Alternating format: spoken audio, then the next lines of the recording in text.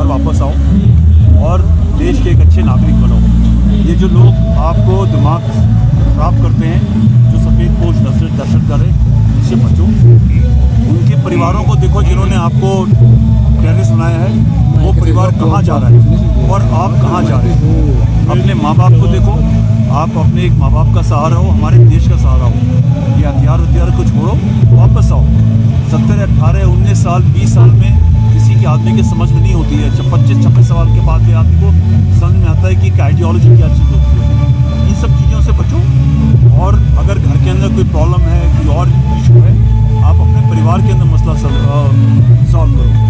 कोई मुश्किल है, हमारे पास आओ, हम आपको सही रास्ता देंगे। सर, आपने कहा वाइट टेररिस्ट तो एक फैक्ट्री है, ठीक है।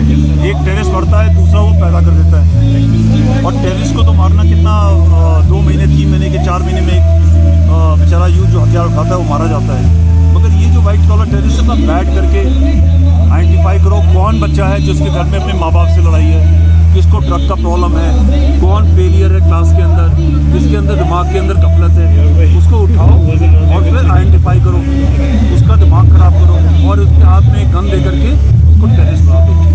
और उनका बच्चा, उनका परिवार अच्छा फलता फूलता रहेगा, अच्छा काम करता रहेगा।